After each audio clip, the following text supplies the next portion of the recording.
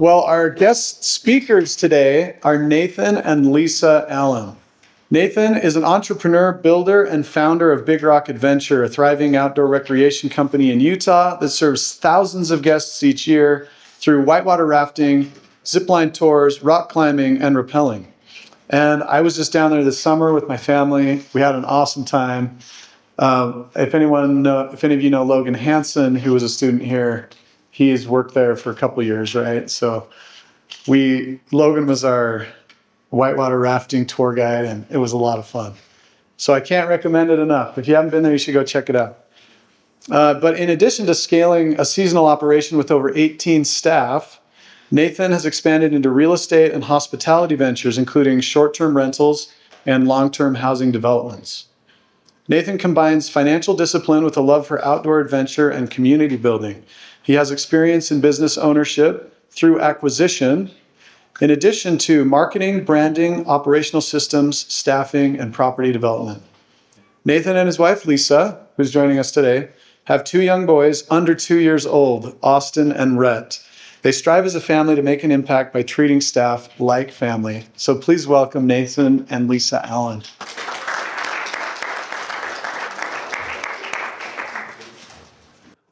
Well, thanks for having us. So like Russ said, my name's Nate, this is Lisa, and we run Big Rock Adventure, which is an outdoor adventure company in right next to the Big Rock County Mountain. How many of you guys have been to Big Rock Adventure before? By raise of hands. Okay, sweet. A few of us. So we do whitewater rafting, zip lining, like traditional ropes course, team building and stuff, and then rappelling and lazy river tubing. We're expanding a little bit of our adventure offerings. We just finished an aerial adventure park that's going to be new this summer, and kind of looking into even some winter adventure here soon. But we're just going to play a quick little video just so you can get an idea of some of the different adventures that we offer.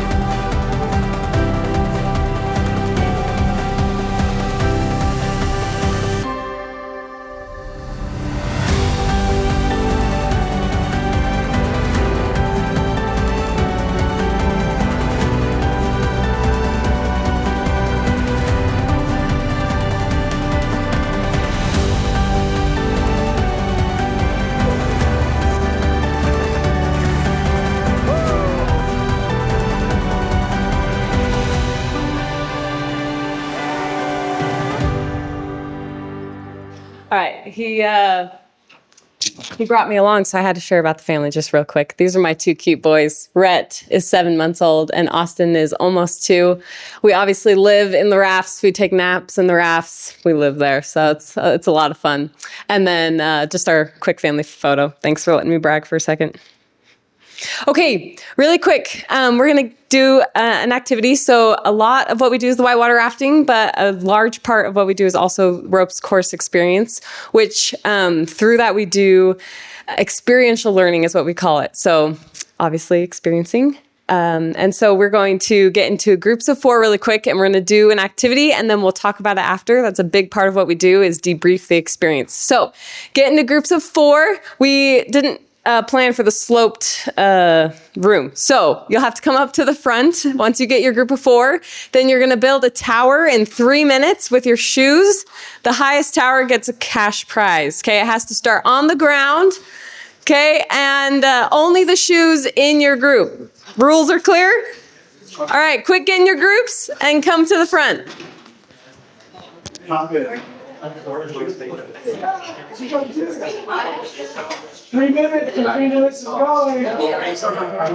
3 minutes is going, so go for it, guys. Start. I already started it. Oh, you got a good buzz. Huh? You got a good buzz. I just started it. Do you want to be here? Come on, don't be shy. Room back here. Room front. That's our logos confusing the ball. Lloyd, you might be able to. Where's your? All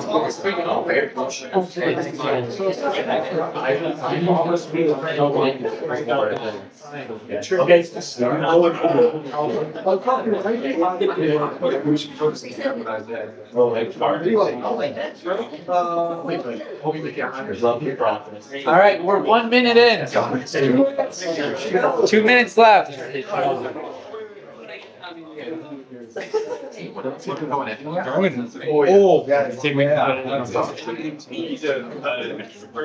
All right, how we going? Yeah, just start stacking them. Yes. Oh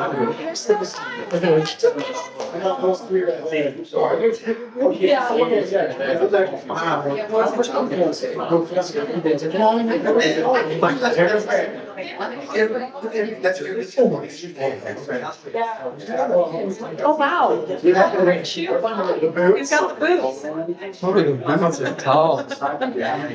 Clutch. I love it.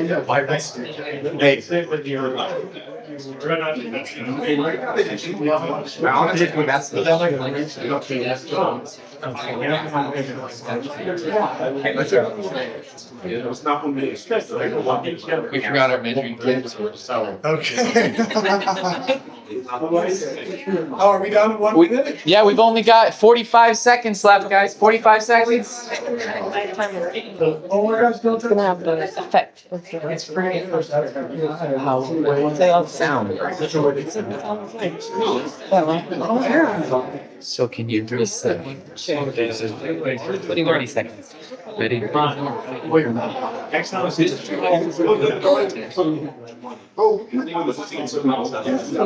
it and then go. That's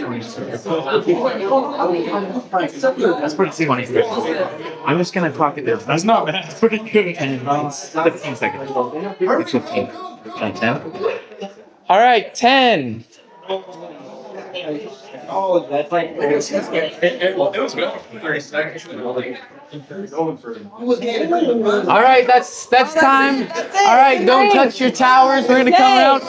We lost one. All right, we're gonna go here. This is our measuring stick. Wait, it was there. It was there. Hands up. Okay. This one's taller. All right, here's the new one. We lost it. We got here. That one's not as tall as this one.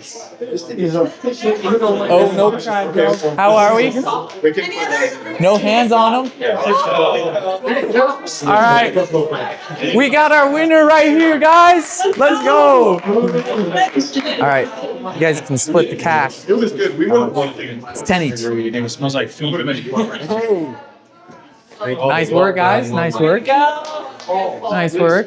Way to bring the right shoes and the right minds today. I was really pulling for the boots. I thought the boots were gonna help. You know, that height. You just got $10? Yeah. Wow. Yeah, you bet. All right. So we've officially got some professional shoe competitors over here. Now that they got paid for this, we're gonna go Nice ahead work. and just open it up, though. So really quick, the biggest part of the experiential learning though is talking about it. So what did you just learn through that activity about entrepreneurship? How can you apply it to entrepreneurship?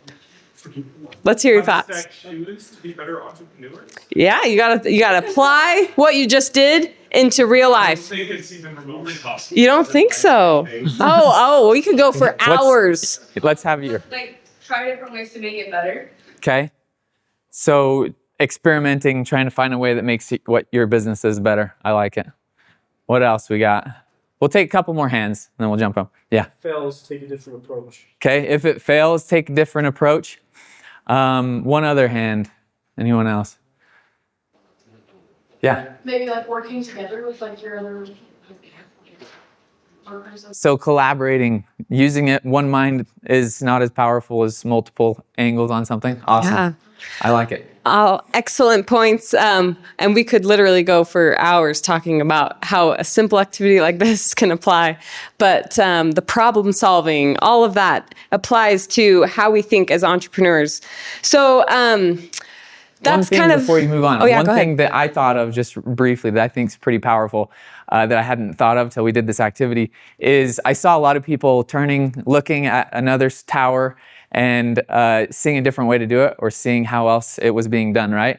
How many businesses, when you look outside of what your little baby is and you think about how you can do it better and look at another company and learn from that, right? There's a lot of powerful lessons if you keep thinking about this. Yeah, Russ. Sorry, I just have to share this. I noticed that a lot of students were like reluctant and they're holding back. They're kind of like, I don't know what I'm doing. And you explained it. It's basically simple, build a tower out of shoes. And it took somebody to just start doing it. Like someone in one group would just start and then everyone's like, oh, okay, we're putting shoes on top of other shoes. Not that complicated, but like the one person kind of has to push everyone else to start, get into it, and then you start learning. And how many stacks did we end up measuring? Not as many as we probably could have, right? There's a lot of, sometimes we sit back and watch instead of jumping in, which it takes some initiative, right? But Yeah. So that's a lot of the what and how of entrepreneurship, problem solving, jumping in. But what is your why? And I want to hear a few thoughts. Think about it for a second. I had a very influential person in my life tell me that if you know the why, you will do any what or how to get there. And so the why really drives home whatever you're doing. And so for us, being an entrepreneur, our why is a lot based around the concept of time. So Nathan grew up in a family of entrepreneurs. I did as well, but I've kind of grown it more into the role being married to Nathan. But controlling our time is a huge reason of why we want to own our own business. We get to dictate where we put that time, when it goes to family, when it goes to the business. And so that really has driven home why we do it. What else? But yeah, why? what any thoughts from you guys? Why do you guys want to be entrepreneurs? Why are you guys in this class? Or why do you want to learn about it if you're not sure? Yeah. Any thoughts? Yeah. Financial freedom. Financial freedom. Awesome. I love that. It's a good goal. Anyone else? Yeah. I kind of want to be my own boss. Be your own boss. I like the same leadership. Okay. Yeah. With the time piece. Well, cool. And that's another way we phrase it is that we want to build our own dream. We don't want to build somebody else's dream. And so it's fun to put that time into building what we want. Any other thoughts out there? And that's okay if you don't know. Yeah. I also just think like I don't like plan on going out into like entrepreneurship or anything, but I just think there's a lot of like good skills you can learn from like hearing other people's ideas. You can apply them like in many other places throughout your life and stuff. And I think it's just super beneficial. Absolutely. I love that. Taking what you learn and applying it elsewhere.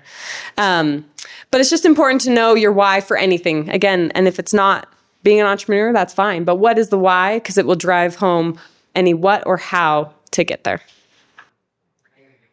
So Lisa mentioned that I kind of grew up in a family of entrepreneurs. So my family does a ropes course in Provo on Center Street. It's called Class Ropes Course.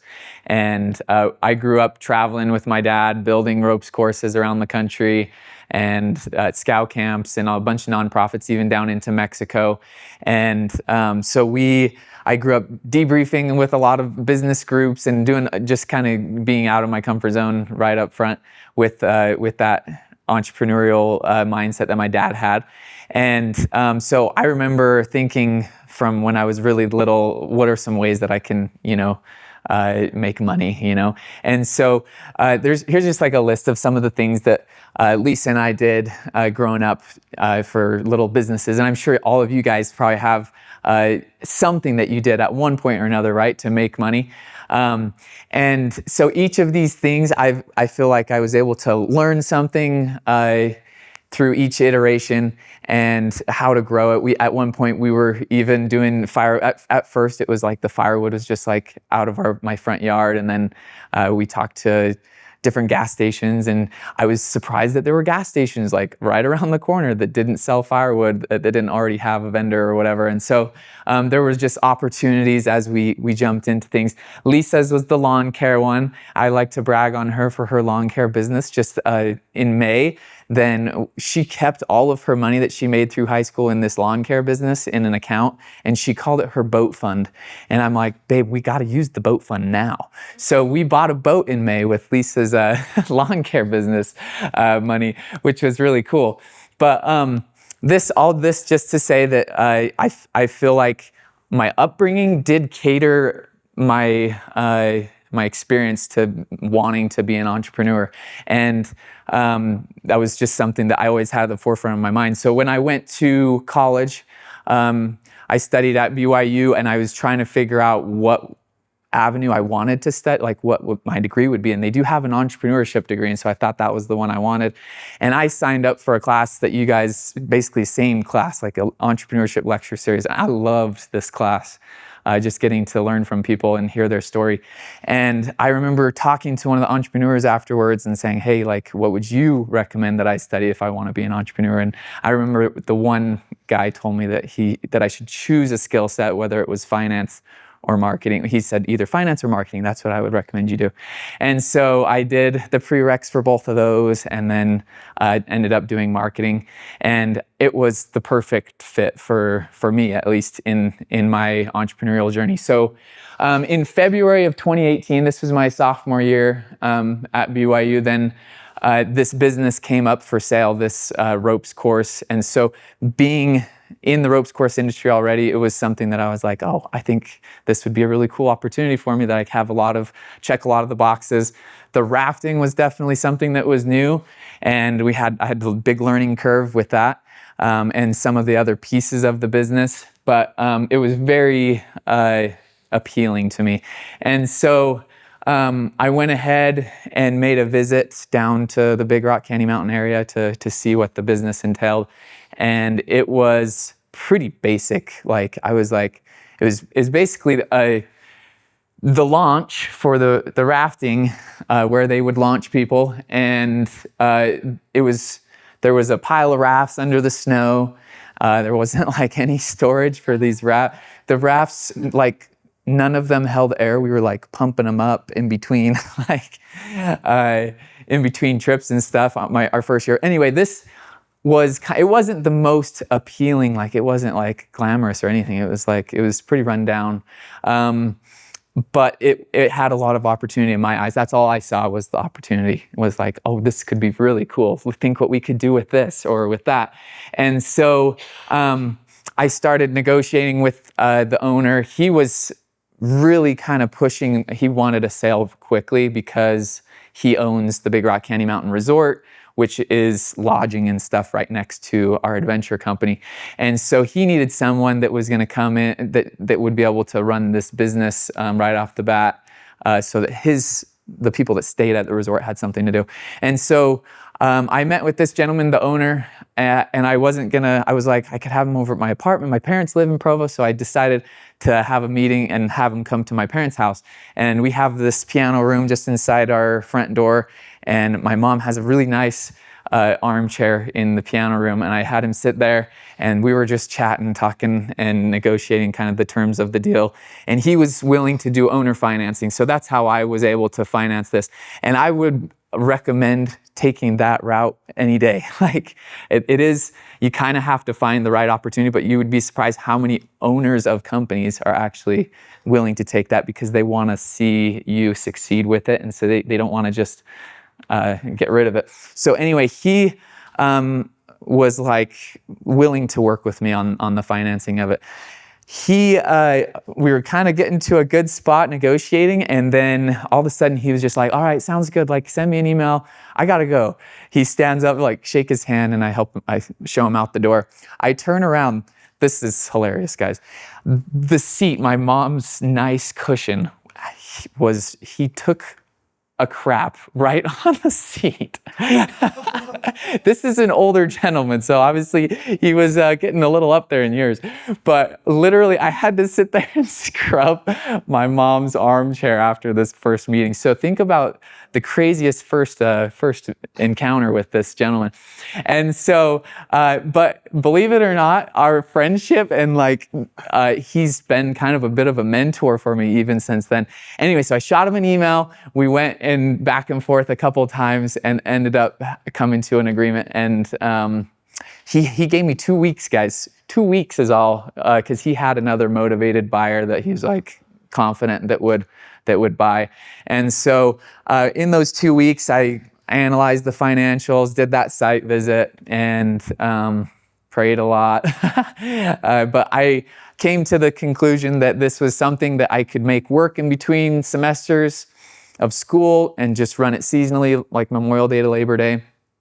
And so that's what we did. Went ahead and purchased the company on the owner financing. We bought 4 acres from this gentleman with the business, and went ahead and started into hiring and training. And that first spring, then I actually did like a little summer job fair here. I came down for a day and found some of our first staff from Snow College, which was awesome. I knew that there was, how many of you are like an hour away from this campus that home is an hour away, I guess? So majority pretty much, right? And so we love all of our staff that we've had come from Snow College. They've all been amazing, and it's been a pretty good channel for our business. But with the training, the very first day of training, then we had a gentleman come back from the company that we bought the business from. He was one of the managers, and he was going to show us the river and teach us, some of the things that we need to learn about the river, because I kind of had the skill set for the ropes course. And he showed up, and took us one run down the river, and then after we finished, he was like, oh, guys, I actually got to go. I just got a text. My brother's in jail. I got to go bail him out in St. George. So he takes off, and he said, I'll be back tomorrow. I'll finish the training tomorrow. He never shows up, never answers ever again. He's like just gone. I don't even know what happened to him. And so it ended up being that myself and my cousin, is there a picture? Yeah, so this is Josh. He had just graduated high school and wasn't sure what he wanted to do. I was like, hey, come down and go do some rafting with me. And his dad's an entrepreneur. I knew he kind of had a lot of the skill set to hit the ground running and just work hard to try to make it work. And so he helped me, and we built that company. He worked with me for 6 summers. And so the training, it was ups and downs, but we just were figuring it out as we went. We had a few tumble of the tower of our shoes, fell over many times. But we made it work and got through the season. Was there anything else with this? Oh yeah, so the first year, I bought this RV for like $1,000, and then we rented these 2 little sheds that were right by the river for $250 a month. I put 4 guides in the one that's right behind the RV, and then the ladies were in the other one. We had 2 guides in that other shed. One of our guides was like, I'm not using the public restroom over here, or not the shower. He literally just showered in the river every morning. He just and so by the end of the summer, no one was sleeping in that shed anymore, or they were all just hammocking out because it smelled pretty bad in there. So again, not glamorous at all. It was a lot of fun though, with just This is our office. This is Rachel and Ty. They both were with us for a long time. And Rachel actually still does our off-season bookings. She's been our secretary for almost 7 years now. And so we're just building the office. We were not sheetrockers by any degree. And we just kind of took up the project, and we're doing a lot of bootstrapping, as you guys were talking about at the beginning of the class here. We did rebrand completely. The company, when I bought it, they operated under Adventure Glide LLC. We rebranded as Big Rock Adventure. It was a big shift for us because we understood what the company image was before, and it was the guy. I remember like one of my first trips. It was a returning customer, so we did have some trips that we picked up from that had already booked, and I remember him being like, "What happened to Stoney? Like, he'd always sit on the back and like smoke marijuana back there, and he'd guide us down the river. What happened to him?" And I was like, "Oh, he's gone. He moved to Nevada." And I just remember like it was a big shift in culture, and so that was one of our big rebranding. We did a new website, a new logo. Everything was just so it was a new company starting fresh. Let's see what else we got. So, and that kind of led into what has been kind of our foundation of our business, which is our staff. And do you want to say? And I think a lot of this shows not glamorous parts of the beginnings, but imagine coming in, he had 2 months between buying a business and getting it going, and then a 3 to 4 month business season. And so that's a quick timeline to try to get some more profit in a new business, a new era. And so a lot of what I actually wasn't a part of the business at this point. We hadn't even met. We'll get to that story later. But hearing all the stories, that we carry traditions from this first year. We invested in our staff. We carried on. We had to do fun things to keep them engaged in the business because we're building something from the ground up. Yeah, I remember specifically one day, it was like, I had told many of our staff that they were full-time, and I was like, we just don't have the hours to give you this week. How about, like, let's take a trip. Let's go. We took them canyoneering down towards Moab.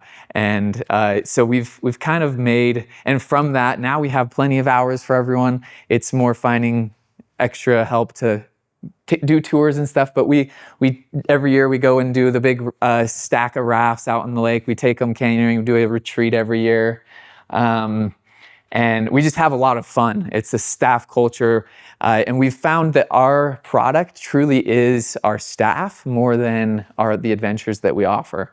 And so I know Russ mentioned Logan Hansen. He has been a great guide for us, and it's because we treat our guides well that they then treat our customers well, if that makes sense. And so, and it was born from this first year of trying to learn how to engage the staff, get more customers. And so these traditions kind of started a little bit spontaneously, but then have carried on for our 8 years now. Like you said, that raft stack's pretty iconic. We take retreats. We celebrate 4th of July in a pretty big way, which is awesome. But anyways, just reinvesting into our staff has become a huge point for us, kind of based out of the ingenuity of the first year. So you can just keep going. All What's right. the next one? That just, I think, highlights how short the season was. Yeah. May to September. That's what we've got. And so all that Nathan was able to do in that first year. About 10 minutes. 10. Okay. We're just going to be real fast then. We're just going to walk through this. So I just remember this specific slide from one of my entrepreneurship lecture series. And so I just I would bring it back up. Any guesses on which cost of the business or which brand goes with the cost here?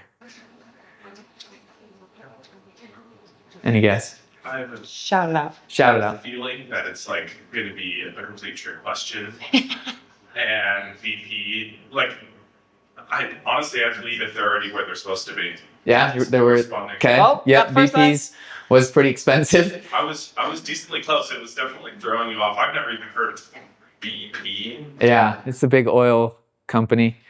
So I remember reading through this document of why they paid $1 million for the Pepsi logo. Anyway, it's crazy how much money went into some of these logos.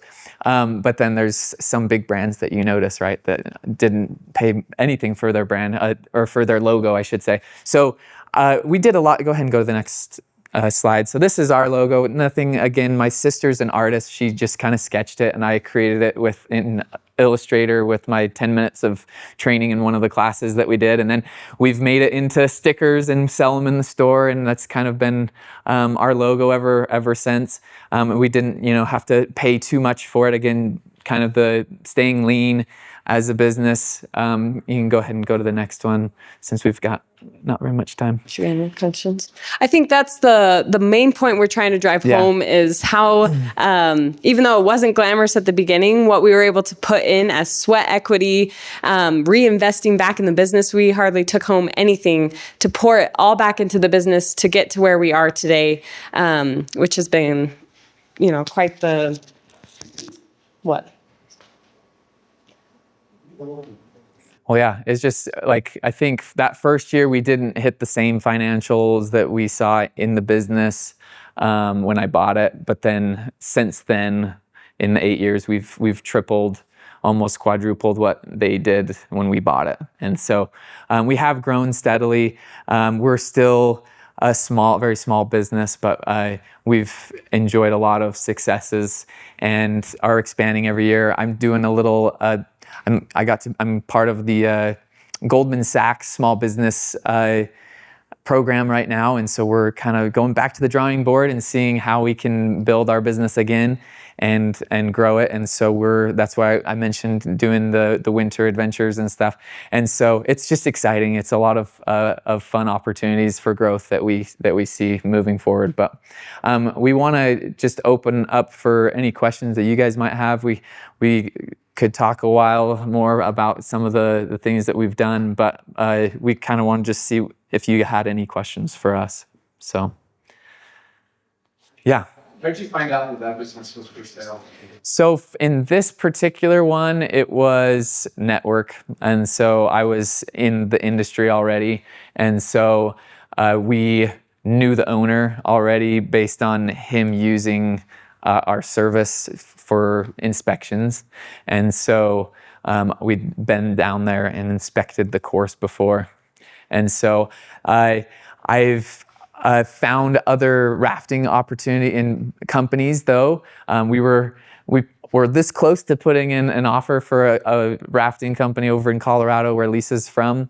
And that one was just on a Facebook marketplace and a couple other small business websites that you can look at businesses that are for sale. Good question. Yeah. Can you explain a little bit of how your owner financing worked and just kind of how you went about it? Yeah. So with this particular one, we did an owner financing deal for the business and the assets there. And then we did a separate one for the land purchase. And so both of them were a 5-year term and with about 10% down. And so it was very favorable for us. It was a 5% interest on the one deal. He was very motivated, like I mentioned, because he needed someone in there. And so, because the season was coming up, it was February, right? And May was when things were starting. And so it was a 5%. I just paid a monthly payment and we were able to pay that note off within 3 years instead of the 5. And so I put in the term like, hey, no prepayment penalty if we were able to prepay it. And so I think when you do find someone that is needing to sell a business, I think a lot of people don't want to. And so, like I say, you kind of can negotiate and find terms that work for you because they want to see it succeed just as much as you do. Any other? questions. Yeah. What do you do for off season? So off season, we're blessed enough that during the season we do make enough money that we can do what we really would like to do with our off season. Lisa and I went and lived in Peru and Colombia, and before we had our kids, before we had our first kid, we did a little 3 or 4 months down there, and then a lot of when we're not in season, most of the time we're building. So like we just finished a aerial adventure park. I bought a 75 by 32 foot pavilion from the Spanish Fork High School that they just tore down a few years back. They had put it on auction on a public surplus. I bought it, went and jackhammered all the concrete, took it down piece by piece, all the tongue and groove and everything, and then reassembled it and put it all together down south and saved $70,000 on that pavilion. And so it's definitely been like a lot of work. A lot of times we do get a lot of people that ask like, do you even do anything in the off season? You guys just sit on your butts? But we do have a lot of fun. But our family motto is work hard, play hard. Like we put in really hard work and then we go play hard. So yeah. It looks like your business kind of takes place in the mountains. Does that cause any like logistical issues, I guess you could say? Is it as beautiful as it looks? Yeah, no, it is. We live in a really beautiful area. It does cause some issues. As far as the electrical grid, we have one line coming in, and so we have outages all the time. This last summer, we had one that almost lasted 24 hours. And we manage a couple of, we just finished building a house and have a short-term rental underneath, and then a lodge that we manage. And so I have generators for the office, so we can still run our point of sale. We have a couple Starlinks. And then, yeah, so we found some of the logistical nightmares that occur, one of which is we depend heavily, one of the risks of the business is we depend heavily on the snowpack. And so one year we had literally 28 days of rafting, that's it. And we had to cancel everybody else because the water was just too low. We couldn't run. And so that's one of the reasons why we're building out all these other adventures on land, is so we can have something to fall back if we do have to cancel, then Budget. yeah. And then we do have to be pretty, back to your question, like we have to be pretty good with a budget, because if we're living on those, on our income from those 4 months. But we do also take a lot of preseason bookings, and so we ask for a 50% deposit from a lot of groups that are planning a year ahead already. And so we do have a lot of bookings coming in right now that we kind of use to build the business too in the off season. So yeah. So you guys aren't that much farther ahead than a lot of these students in the room. But if you could give your younger self some advice, or these students some advice, one thing you've learned or piece of advice, like what would you tell them or your younger self? Yeah. For me, I think it would be to jump in. Like Russ was saying earlier with this activity that we did at the beginning, I've found that it took me to have this very structured, you only have 2 weeks to make this decision, to make a decision, And most recent, it's been this program that I enrolled in where it's like, hey, you need to grow your business, do something. And so there's this book Richest Man in Babylon. It's a book that talks about opportunity, and it says that the goddess of chance favors men of action. And so a lot of times people think about luck, and there certainly is good favor, but those who take action and you jump in and just do something. And so that would be my challenge. Hopefully this lecture series or this class could be set yourself a 2-week goal of hey, in 2 weeks I've got this idea. How come I haven't done anything with it? Logan, I'll brag on him for a second. He's always calling me with his new ideas for entrepreneurship, and most recently was he's doing some metal engraving stuff, and it was like, well, buy the machine, like go out and do it. So if you've got something, then that would probably be what I would say. How about you? I think, well, so our tagline, we said, well, what would be the one thing? And it's taking opportunities entices good luck, not procrastination, right? Just jump in and do it. Like we said with the shoes up here, just jump in and get started. And for me, I guess I would also add, so Nathan has kind of the mind just to see the opportunity. And I've had to learn that. I've had to grow into that. And that's okay too. But for me, it's just to see the opportunity. Look at something and see what is the opportunity here, because there's opportunity everywhere. And that's what I love most. More Lisa's seeing always it every like, day is just which idea do I take seriously? And I he's tell her like, these all ideas. of them, take all of them seriously. And so I love that. I've grown into that a little bit more. Like I said, it comes a little more naturally to Nathan, but just look for it, see it, and it's always there. And then, like Nathan says, just jump in and do it. I think that's best time to take a risk is right now, guys. There you go. It's true. While you're in college, you don't have as much downside, huh? Yeah. Any other question or no more questions? Sorry, we're done. Hey, Okay. thank you so much. Yeah. Thank you guys.